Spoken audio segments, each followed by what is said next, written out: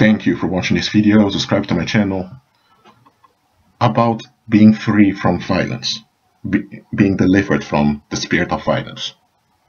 Some of you who have been delivered from the spirit of violence, you're now going through a shock. And I can relate to that. I know why you're shocked. Because you thought if you're bound by violence, that's dangerous. Nobody wants that. People want to be safe. Well, people should want to be safe. Actually, you wanted to be safe, and that's a healthy and good thing. And fortunately, you found out the truth that violence is a paranormal stronghold. So now you are free from it. So you thought the people around you are going to rejoice. You thought your relationships are going to become far better, far more intimate, far more transparent, because there's no violence, there's no threat. That is what you thought.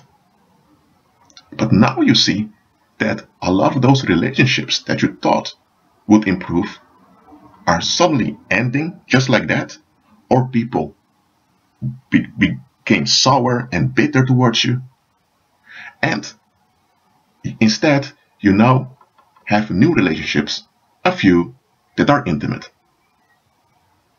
And then you think, what? How is this possible? How can it be that now that I'm free from the spirit of violence, people tend to become more upset with me? People tend to see me as a threat. You ask yourself that. Well, I don't want to do this, but I have to do it. You found out the truth. Many folks embrace violence for the simple reason it gets them what they want. They don't want violence to happen to them, and they don't want to be shocked by violence just like that. But when it comes down to it, to defend their unexamined expectations, they embrace violence. It doesn't have to be physical violence. It can be just ignoring people to make people feel bad, or to give people the silent treatment. Or it can also be economic violence, that you exclude certain people in the population so they will starve to death. It can be any type of violence. Or you condone hitting children, for example, and all of that.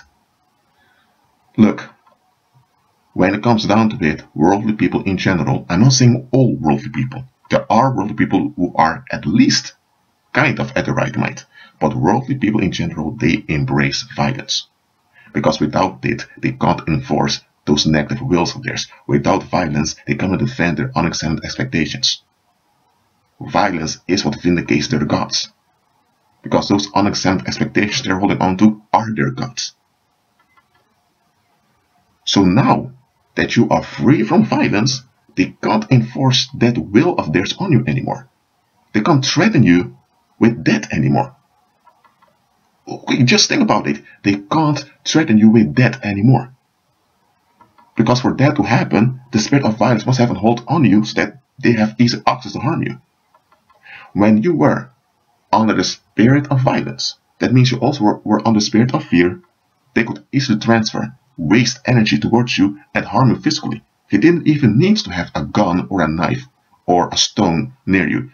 They could just release negative energy towards you and you became ill, or you would have accidents. But now that you are free from the spirit of violence, that automatically means you are free from the spirit of fear. That is not going to happen anymore.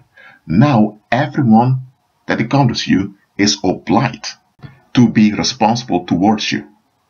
Yes, they are obliged to operate in a healthy, Christ-centered manner towards you. If they can't, then they need to look for help. This is not a free choice or an option.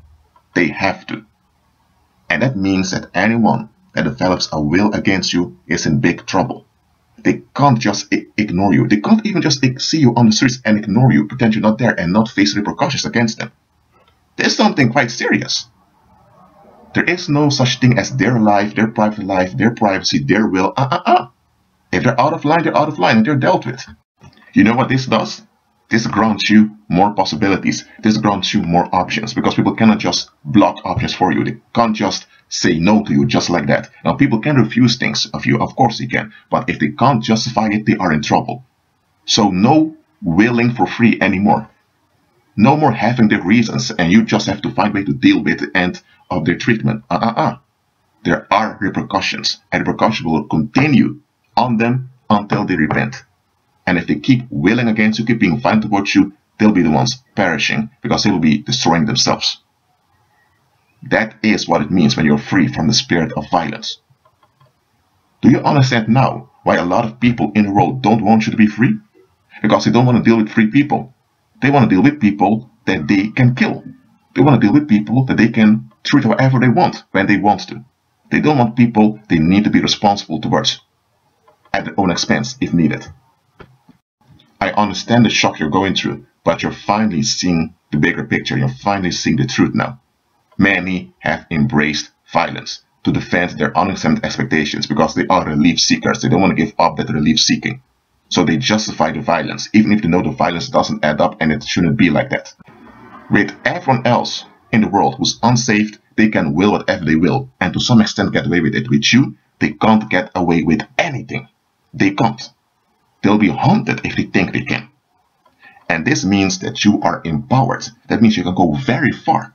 You can ignore their unexamined expectations.